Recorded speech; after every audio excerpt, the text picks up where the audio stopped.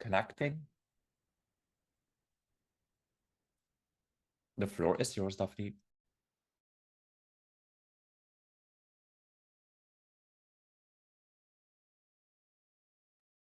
Good morning, everyone. It's so nice to be here and so nice you could all join so early on a Sunday morning. I'm a morning person, but even for me, it hurts, to be honest. I will kick off with explaining what neurodiversity is and what the paradigm is, because we notice this is still a bit, leads to a bit of confusion with some people and we want to make clear what this day is about. So first of all, neurodiversity is an enrichment on the work floor and in society. I guess you already know that because probably otherwise you would not be here. What is neurodiversity? Maybe it's something new for you. So I'm curious to know if, what you understand about neurodiversity. You can put it in the chat or raise your hand and then I will unmute you.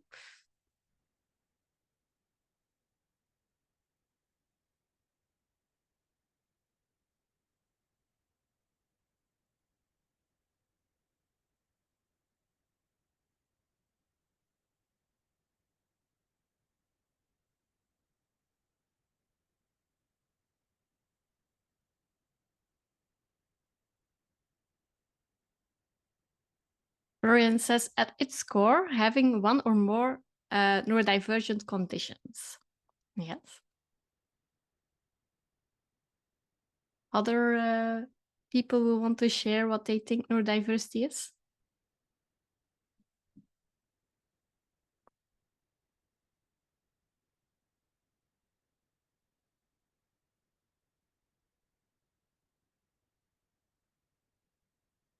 Maybe it's still a bit early, so I will continue. You can still leave it in the chat if you want.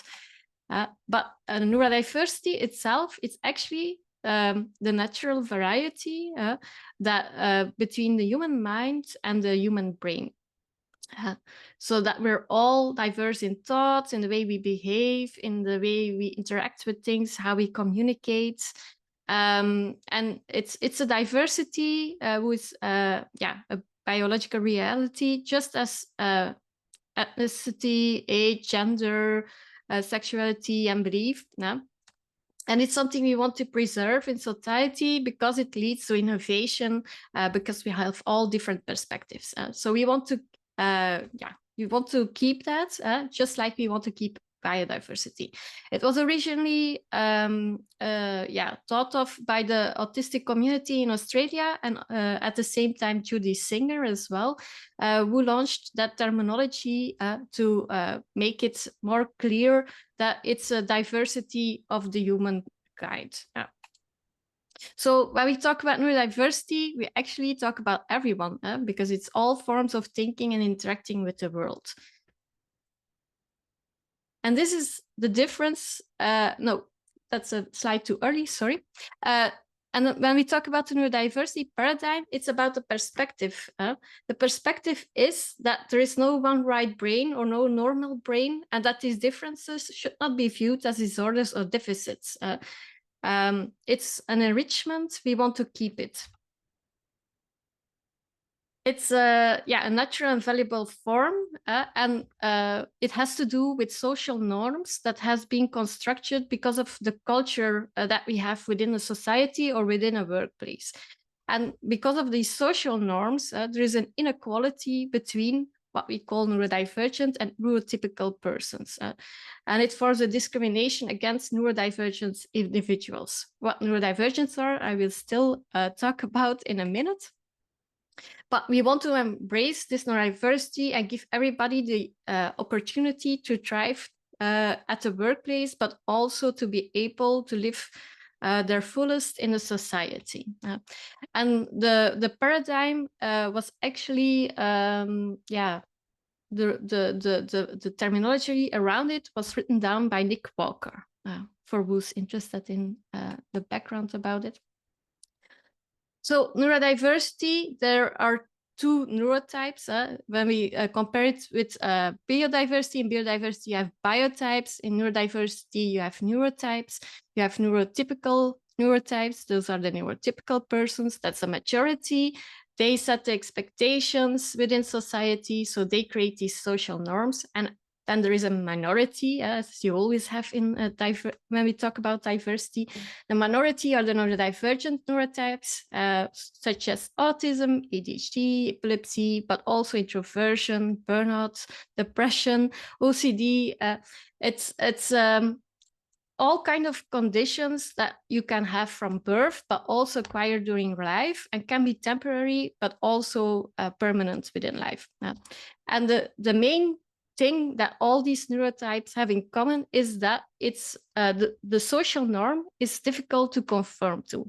And not only difficult, it really exhausts them. It's a real challenge to conform to these social norms. And that's at the point that you can actually say, I'm neurodivergent. So being neurodivergent isn't related to any diagnosis. It's something you can self-identify about. And when we talk about neurodiverse groups, it's a mix between neurotypical persons and neurodivergent persons, such as a biodiverse garden is not full of the same flowers. It's different flowers. One plant can't be biodiverse.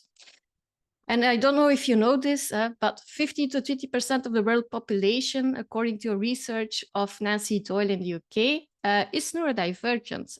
But that doesn't include yet things like introversion, high sensitivity, and I also think highly intellectual isn't part yet of that estimation. So it's a very large group of people in the world who are having difficulties to conform to these social norms, although it's only a small, sometimes only a small change is required to make it more comfortable for them as well. And that's where the neurodiversity movement comes in. It's a social justice movement, such as we are doing today, that wants to strive for equitable rights. We want to advocate the interests of individuals and groups and make it clear that there's a disadvantage at this point, that neurotypical persons have a privilege, and that it only needs small changes to find a middle ground in the needs of both groups. We also forget sometimes neurodiversity. It's not always a thing on its own. There is also intersectionality when we call about neurodivergence. We see, for example, in age that at this point, a lot more younger people are aware about the fact that they're neurodivergent, where older people are still not aware about neurodivergence, although they're also struggling on a daily basis. In gender, we see, for example, if women on the work floor, if they want to promote to a leadership position, that they even have more difficulties than other women because they have a clear different vision, and that's not always appreciated within a very male environment. Sometimes you can be seen as a bit of a being too radical as well when you're a leader. I've been there in that position myself. Nonetheless, don't give up. You have all right to be in the leadership position. Then also, when it comes to gender, we see also that women mask a lot more, but also men who have also been educated from their childhood as being a very good host, or how to say. So also men with more who mask a lot more than other men will be aware about the fact that they're neurodivergent on a later age. And religion also has a very important impact. We see that religion, for example, for Muslims, it's still a taboo, but also Christian religions, that it's a taboo to talk about any kind of neurodivergence, as they still see it as a punishment of God, apparently. Well, I think it's a reward of God, because I really love my brain. And then social class, also people who are in a lower social class, who don't have the means for a diagnosis, for example. They're struggling at schools because, yeah, for the adaptations, the adjustments, you still need to show a sort of, yeah, a certificate that shows, yeah, your neurodivergence, unfortunately. Yeah. Voila. And then the value of all these diverse brains and minds. I see it in the workplace, but also in society, that, yeah, if we wouldn't have all these diverse brains and minds, it would be very boring, to be honest. And we wouldn't have as many innovations as we have today. Many people in the past, such as Einstein, but also Tesla, the inventor, not the car, have been very valuable for our evolution as a human and within society. And we often forget, that neurodivergence, not all of them, but that they have a spiky profile. Okay, there might be challenges, and that's where mostly is focused on, but there are also a lot of talents and strengths, and often we excel in those. So if you're an employer or a manager, I would advise you to look at the strengths of your neurotypical and neurodivergent people and make them complementary to each other. As in this figure, sometimes where a neurodivergent might not excel in, underperform, the neurotypical person is very strong. And also where the neurotypical person performs less, the neurodivergent person may excel. So make a team of people who are very complementary to each other. So focus on the strengths, please. And there's also a misknowledge of what strengths neurodivergents have. And it's not all of these, and it really depends from person to person. But we see from research that the most common ones is the fact that neurodivergents are able to think out of the box, to see problems from a different angle, to see patterns or trends between several situations that are happening, also to see the bigger picture, or to be able to go really into depth. And all of these different visions, they help to innovate, to get better products, to get better services, to improve the processes, find optimizations, see opportunities in the market, find new solutions for complex problems. But also, and that will be Saskia talking about this afternoon in the Dutch part of the conference, there are also a lot of people who are visual thinkers, and they can really translate complex and difficult information to a more attractive and simple way. In university, we see this as well, when research papers are translated into very attractive infographics that are more easy to understand for everyone. So there are really strengths, but you need to be open-minded to see them as well. And again, if you've met one neurodivergent person, you have met one neurodivergent person. It's no one-size-fits-all approach. You really need to adapt to the person. And when we talk about the one-size-fits-all approach, that's where these are the differences. So on the left, we have the medical model. And on the right, the neurodiversity paradigm. And they're totally different visions. The left one still speaks about disorders and the fact that they can be cured, or that you can learn different things, such as the ABA training, to adapt to the neurotypical social norms. And the other one says, stay who you are, think in your way, because that's an enrichment for the society. So one is the one size fits all. We call this in research also the neuronormative approach. And the other one is tailored and finding a consent between the different neurotypes, neurotypical, neurodivergent. It's a neuroaffirmative approach. And there's been a lot of research, and maybe you're not all interested in these details, but still I'm going through them. Sorry for you. You can take a quick break if you want. But the difference between the two approaches is, so neuronormative, they focus on a neurotypical norm, while the neuroaffirmative approach, they appreciate the fact that there is a difference in thinking and communicating, and that it's natural to the human diversity. The neuronormative approach is still focused on a deficit model, that there are shortcomings and limitations, while the neurodiversity approach is about strengths and individual differences. Yes, we have challenges, but most of them are enlarged by the fact that we have to perform to neurotypical norms. Then the objective of a neuronormativity is correcting and normalizing, as I said, also healing if they would be able to.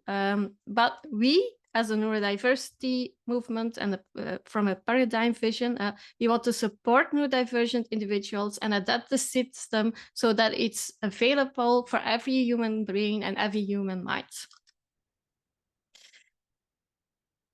So from a research perspective, the neuronormative is still about, we want to identify, we want to label, we want to put diagnosis on the neurotypes, and we want to treat these deviations. While the neuroaffirmative approach is, we don't necessarily need to know these labels. We just want to focus on the empowerment, on the collaboration, that we get along with everyone, that the workplace and the society is formed in a way that it works for everyone. And that it aligns with the experience of neurodivergent people. If you want to get a diagnosis, or if you want to see it as a handicap, that's still possible, but that's your choice.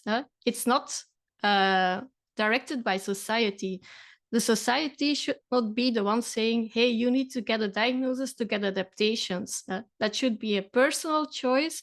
If you want to dive in more into the medical thing for your own awareness, that's your choice, but it's not something society should be telling you. And on the practical impact, the neuronormativity approach still leads to stigma, pathologizing, and exclusion, while the neuroaffirmative approach promotes the inclusion, psychological safety, and acceptance. I brought a video with me because the neurodiversity paradigm, it's all about nothing about us without us. That's essential, includes everyone who's neurotypical and neurodivergent. Let everybody's voice be heard. And I hope this works. We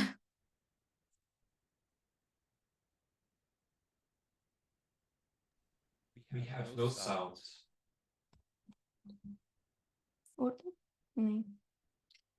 Okay, I've been told you can't hear the music.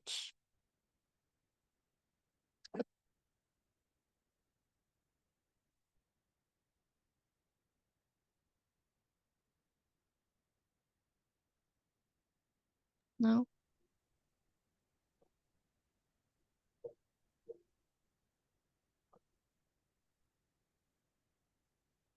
If you restart the share, you might. If you go on screen sharing, there are different options. Okay. You have to make sure you share as a video file. Okay. I'm going to try that again. Yeah, maybe you have not done that. Yeah.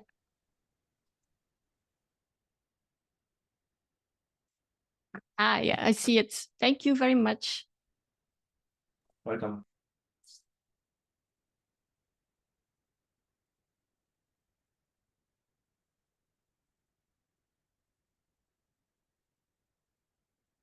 Okay, let's give it a retry. Hey bartender, you assume that I cannot drink a margarita, so you don't serve me a margarita? So I don't drink a margarita.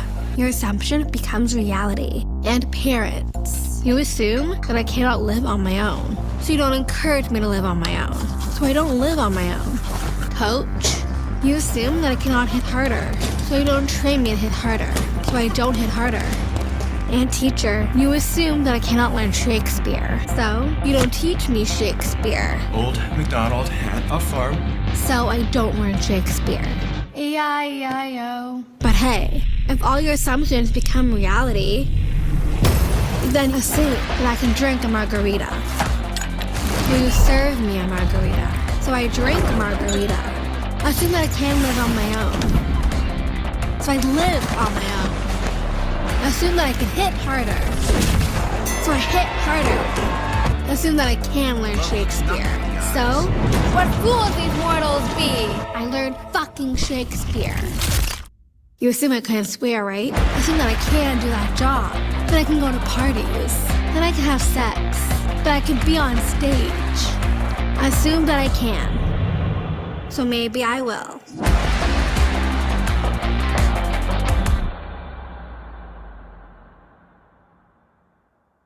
So with this video, I just want to show where you want to move towards. The first part is a medical, the neuronormative approach. We decide what this person can do, where the neuronormative approach is about, I decide what I can do and just empower me to do that. And then I have one more video who is about psychological safety, because maybe not everybody knows what psychological safety is. It's that you feel safe to share your opinion, but also that you're neurodivergent, what your challenges are, without being afraid to be laughed at by your colleagues, to be fired, for example, or to miss any promotions, or that you get evaluated in a different way, or maybe that people get mothering, that they try to do a lot of good stuff, but it's only frustrating you. So, and in this video, Amy Edmondson, she explains what psychological safety is and what it's not about. It's a very good movie. So, this is why I've spent the better part of the last quarter century studying something I call psychological safety, which is that slightly rare environment where we believe our voice is welcome. Now, psychological safety doesn't mean, I'll tell you a lot of things it doesn't mean, but it doesn't mean it's easy to speak up.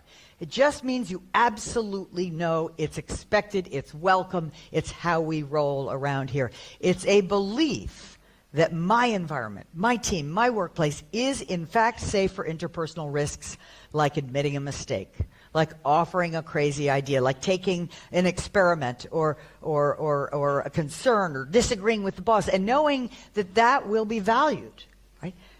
It's not the norm in hierarchical organizations. Probably the best way to think about it is a sense of permission for candor, for directness. It's not how you'll behave at your next dinner party, it's how we need to behave at work if we want to be excellent in a VUCA world. There's still impression management, like we do care and we should care what others think of us.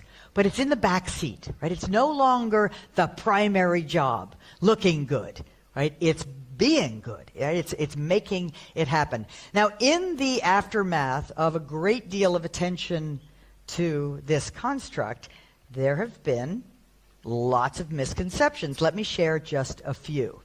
Right? So, psychological safety, I've seen this in too many digital articles for me to name. It's not about being nice. In fact, being nice at work is often code for don't say what you really think, right? It wouldn't be nice. It's not the same as job security. That's another construct. We can talk about that if you wish. It's not a guarantee that everything you have to say is going to get a round of applause. It's not a license to complain and expect others to fix all the things you see wrong. It's certainly not freedom from conflict, right? In psychologically safe environments, we tend to be more debating, more dissent, more disagreement, and it's certainly not the same as permission to slack off. That's probably my least favorite, that this is like, well, we can either have high performance or we can have psychological safety. We can't have both. Nonsense. In fact, I think the leadership challenge today is to do both and, if you will. Your job as a leader, you already know this, is to create the conditions whereby people know what good looks like, what's expected, and that you motivate and enable people to get there. She explains it very well. And why did I want to focus on this? Because nothing about us without us, and psychological safety, they're, according to me, the essential parts of a neuro-inclusive environment in society, but also in the workplace. We need to create a psychological safe environment in the society as well, and keep make sure all voices are heard. Sorry, it's very early, difficult to find my words. But to conclude, neurodiversity, according to me, it's an enrichment for the workplace and society. I hope you all agree. And if I was Daphné De Troch, and if you have other questions or remarks, I already saw some in the chat, you can share them now. By the way, Florian, I agree. Which God? I was just thinking in the religion part of people who are religious. I don't believe in God myself. It's okay. I was just kidding around. Yeah, I know, but it's a good remark. Questions, remarks?